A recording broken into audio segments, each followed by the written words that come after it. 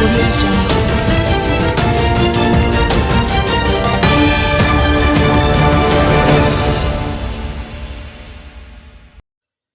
Man killed in two-vehicle collision in Manchester.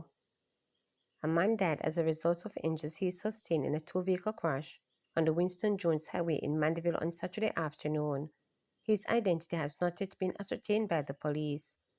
Preliminary reports were that about 3 p.m., the man was among occupants in a Honda-Fit motor vehicle traveling uphill towards Mandeville when the vehicle veered into the path of a red Toyota Cross. The vehicle collided and the impact resulted in the cross being spun out of control. The occupants of both cars were rushed to hospital, where the man who had been traveling in the Honda Fit was pronounced dead. Man shot dead by a gunman during Manchester bar robbery. A man was shot dead by a gunman at a bar during a robbery on Saturday morning in Banana Ground, Manchester. Relatives identified the victim as Omar Allen, said to be of his early 40s, a resident of Banana Ground. Preliminary reports are that about 3:20 Allen heard strange sounds coming from the bar, which he operated by his spouse and which adjoins to their home.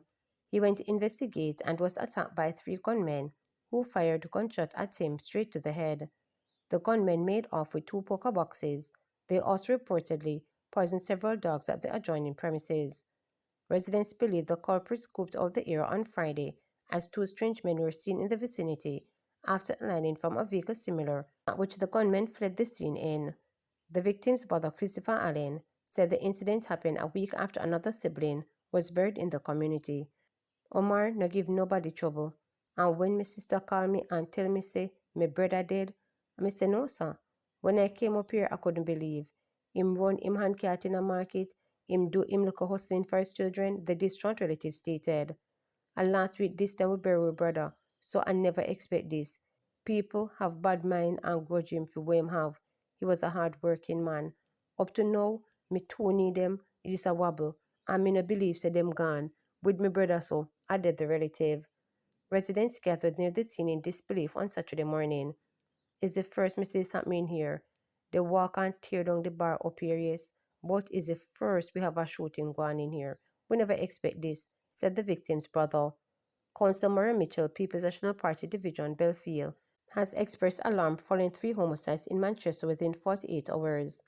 It is such sad news here on Saturday morning. Normally, this is a quiet farming community, and I'm very concerned about the pace of murders in Manchester.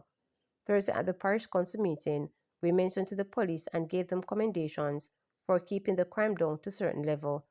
I think there's a 30% reduction in major crimes in Manchester, and to see immediately after that report, we got a report of two other murders within the space of 24 hours, and now, 48 hours after, there is another murder.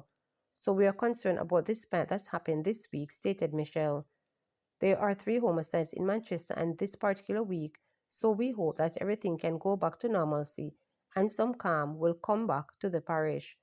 I want to assure the citizens that we'll do everything with the police to ensure that whatever spike is happening, that we can contain it, he added. The incident increases to 7 the number of people killed in Manchester so far this year.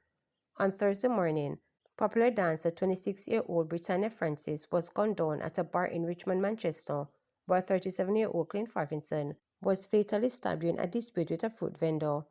Councillor Mitchell is urging vigilance among residents.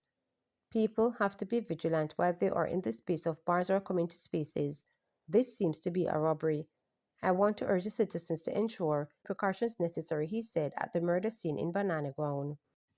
National School Nutrition Policy tabled in Upper House to be phased out over 5 years. The National School Nutrition Policy was tabled in the Upper House.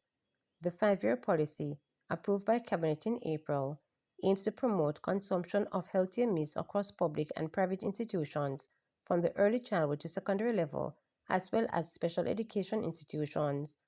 The policy was developed in partnership with the Ministries of Health and Wellness, Agriculture and Fisheries, Local Government and Community Development, as well as the municipal corporations, among other entities. Education Minister Dr. Dana Marx-Dixon said the policy marks a pivotal step in the government's drive to improve students' well-being and academic performance. Dr. Marx-Dixon stressed that several consultations were conducted with various stakeholders. She said a national public education campaign will be launched soon, as well as training sessions for canteen staff and vendors.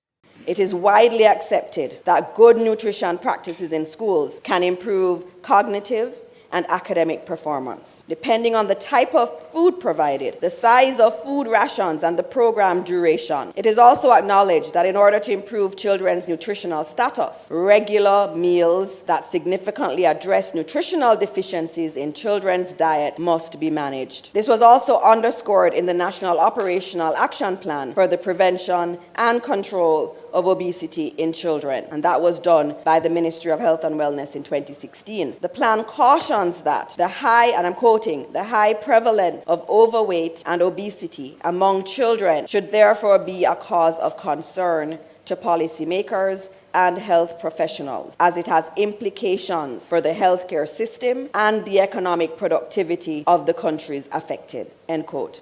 Mr. President, I can say with certainty that this was truly a national effort. We engaged parents and students across all parishes, teachers, principals, school boards, health professionals, nutritionists, psychologists, private sector representatives from the food industry, small and large farmers, civil society organizations, advocacy groups, critical ministries, departments, and agencies. Consultations were held face-to-face and online, and multiple iterations of the policy were refined based on the voices of the people. The message from Jamaicans was and still is exceptionally clear. We need this nutrition policy now. We'll also be launching a targeted public education campaign to ensure that everyone understands the policy, its benefits, and their role in making it successful. Through this effort, we will host town halls and community engagements, disseminate simplified versions of the policy in plain language and also in patois. We will empower parents with healthy meal planning resources. So we're going to be realistic. We know what you can get. We know what's in the market.